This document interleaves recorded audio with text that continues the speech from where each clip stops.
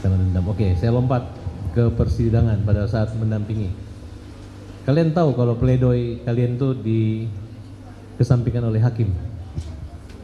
Pembelaannya saya tahu. Ya. tahu ya, berarti samanya terjun bebas. Ya, saya keluarga menghadirkan saksi si Irfan yang punya bengkel dan beberapa teman yang lainnya, tapi diabaikan sama hakim sama ya pokoknya sama yang di dalam diabaikan semua.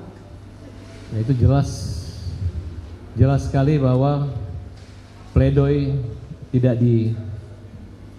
digunakan dan tidak pertimbangan, terjun bebas. Kalian mengetahui bahwa memori banding adik kalian itu tidak dikirim ke pengadilan tinggi. Ya, saya tahu. Ibu Titin bilang. Ya, makanya kami minta kalian sampaikan seterang-terangnya di sini. Mudah-mudahan melalui ibu hakim yang di sini bisa tercatat semua melalui Pak Jaksa di sini. Ya. Apa kelemahan-kelemahan dari pembuktian, dakwaan sampai putusan itu, sehingga dapat dikoreksi kembali. Jangan ditutup-tutupi.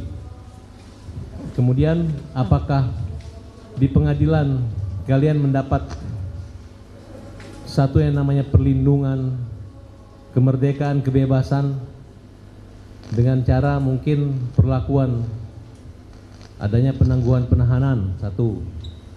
Mungkin juga selama proses 1 tahun adanya keluar demi hukum, tahanan bebas demi hukum.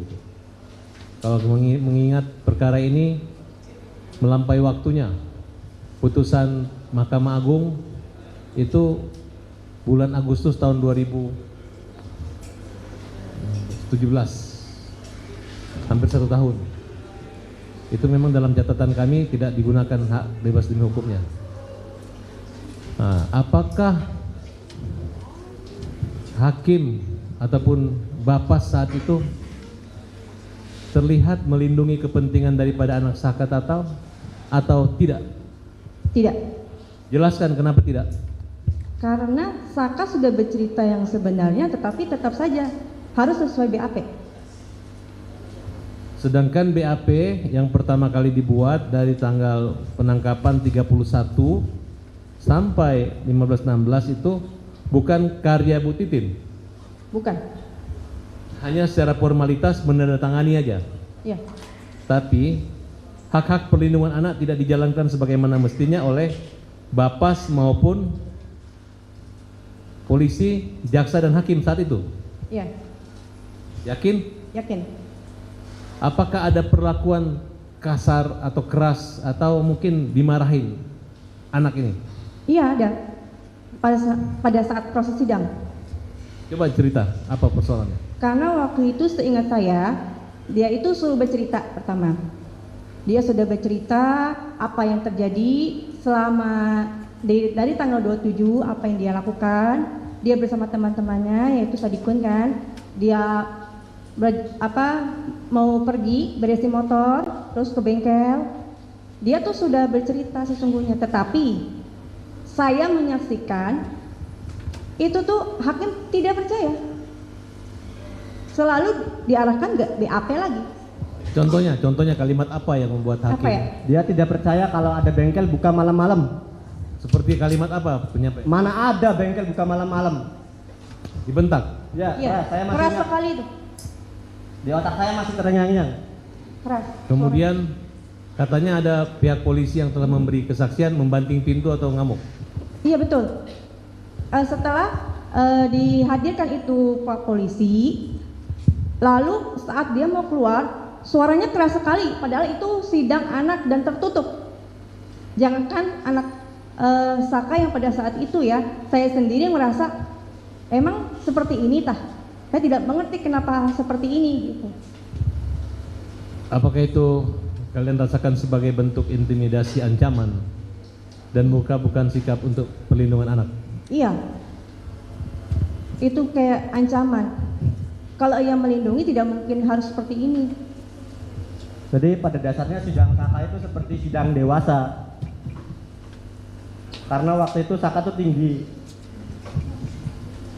Maksudnya tinggi badannya gitu? Ya, Ya, badannya tinggi. tinggi. Jadi seperti orang dewasa. Penampilannya juga benar. Apa dampak daripada hukuman proses? Yang saya lihat kalau ketemu saya sebelum sidang aja tatapannya kosong, dia trauma berat.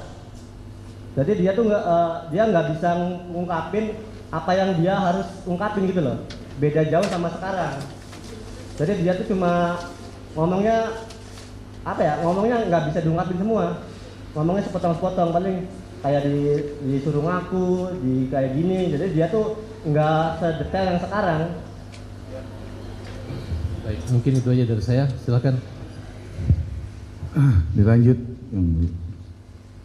Jadi ketika Saka ditangkap, lalu berapa hari baru bisa bertemunya? Kurang lebih 1 mingguan. 1 mingguan ketemu Ya, kurang dengan lebih 1 Saka. mingguan, kurang lebih. Terus apa yang diceritakan Saka ketika bertemu sama Selis dan Jaka? Susah, keluarga susah komunikasi. Dulu susah. Enggak kan udah ketemu nih? Iya. Iya, Ketemu? Iya, udah ketemu. Terus ngomong apa? Saka tuh ngomong apa? dia ngomong jujur. Jujur, Iya. dia tidak melakukan. yang seperti dituduhkan. Disuruh apa dia? Disuruh ngaku apa? Dia disuruh mengakui. Iya, maksudnya mengalami apa aja dia? Dia seperti dipukul, tapi dia bilangnya nggak detail kayak sekarang, dipukul, disetrum, dia pokoknya tidak dimanusiawikan lah. Takut. Ya, dia ketakutan. Jadi beda, tatapannya aja kosong. Terus? Ya, makanya dari pihak keluarga aja susah komunikasi, apalagi dengan Ibu Titin. Oh. Jadi disuruh mengaku apa? Yang Saka ngomong ngaku apa dia? Disuruh ngakunya? Ya disuruh ngikutin sesuai BAP. Padahal waktu itu saya keluarga udah menghadirkan teman-teman saya yang waktu malam itu ke bengkel, dari Mang Heri, dari Irfan, dari Sadikun, dari teman-teman lainnya. Tapi hakim itu selalu jaksa. Bukan waktu masih di polisi. Saka bilangnya disuruh ngakunya apa dia? Kalau disuruh ngaku saya waktu itu kurang tahu. Jadi yang pas saya tahu itu pas mulai di persidangan. Oh, belum cerita dia. Ya, waktu di polisi, waktu di Polres Cirebon susah komunikasi. Oke. Lalu lanjut waktu di persidangan. Kan Saka ini kejadian malam itu kan dia tidak berada di tempat. Artinya tidak berada di peristiwa itu.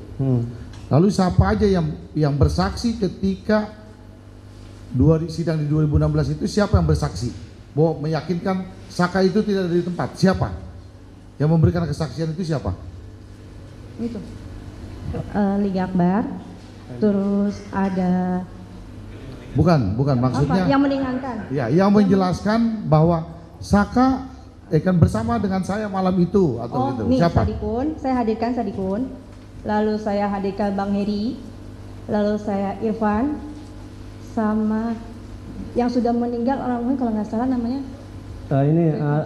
Radija almarhum, dia dulu gajol. saya sudah hadirkan dulu. Menjelaskan semuanya dia. Bang. Menjelaskan semua menjelaskan. secara detail dari awal ngumpul di rumah Sadikun, terus pindah ke rumah nenek, terus si Irfan motornya rusak, terus disetet sama Kodir sama Radija, terus sampai ke flyover, terus katanya puter balik karena dikira ada razia. Sampai jam berapa mereka dengan Saka? Saya kurang tahu. Enggak, maksudnya malam itu sampai jam malam berapa? itu Pas ngumpul, Mereka tuh bubarnya sampai jam berapa? pas ngumpul tuh bubar 10:30 pas berangkat ke bengkel itu. Jadi ya anak-anak yang di rumah tuh nggak semuanya ikut ke bengkel. Jadi 10:30 sudah bubar dengan Ya, Saka? 10:30 tuh udah bubar. Udah bubar ya dengan Saka. Baik, yang mulia. Izin yang mulia. Saudara Jaka, di dalam putusan nomor perkara 16 dan putusan nomor 3, di situ disebutkan bahwa saudara Jaka menelpon Eka Sandi ya untuk membawa pulang Saka Tatal.